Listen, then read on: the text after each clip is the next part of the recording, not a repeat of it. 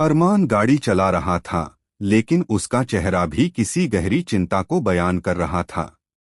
उसे समझ नहीं आ रहा था कि बहनों को अलग करने का यह कदम सही है या गलत, लेकिन हालात ऐसे बन चुके थे कि अभीरा के फैसले को मानना ही पड़ा। जैसे ही गाड़ी पोदार हाउस के बाहर रुकी, मायरा की धड़कनें तेज हो गईं।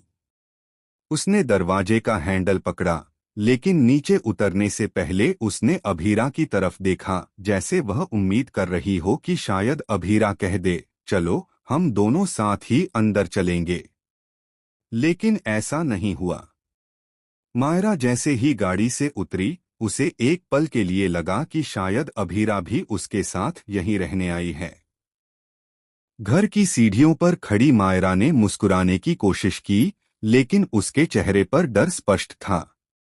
उसने धीरे से पूछा, दीदी, आप भी यहीं शिफ्ट हो रही हो ना?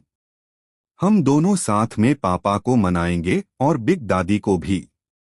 आपने तो कहा था कि हम दोनों मिलकर सारा कुछ ठीक करेंगे।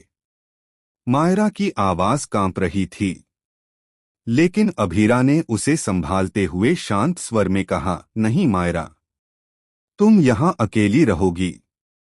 तुम्हें पापा की जरूरत है, फैमिली की जरूरत है।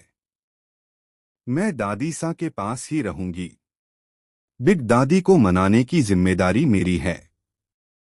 तुम बस यहाँ खुश रहना और एक दूसरे का ख्याल रखना।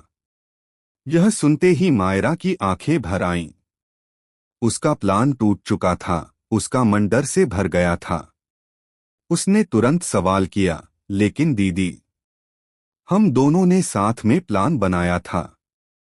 बिग दादी को मनाना कितना मुश्किल है, आप अकेले कैसे करेंगी? आप क्यों भूल रही हैं कि हम टीम हैं? अभीरा ने उसकी आंखों में देखते हुए कहा, मैं कुछ नहीं भूली मायरा। और मैं वादा करती हूं कि बहुत जल्द मैं भी पोदार हाउस वापस आ जाऊंगी।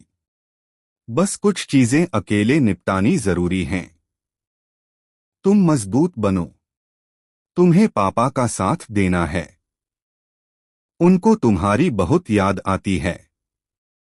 तुम तो जानती हो, वो कहते हैं ना, बिल्ली के बच्चे की तरह हर वक्त तुम्हारी चिंता करते रहते हैं। मायरा ने जब देखा कि इस बार अभीरा का फैसला बदलने वाला नहीं है, तो उसने कांपते हाथों से अभीरा का हाथ पकड़ा और धीरे से कहा, वापस जल्दी आना दीदी। मुझे अकेलापन लग जाएगा। अभीरा ने उसे गले लगाते हुए वादा किया, जल्दी आऊंगी मेरी स्ट्रांग गर्ल। बस ध्यान रखना कि घर में अभी भी बहुत धूल मिट्टी है, कामकाज बहुत है। तुम्हें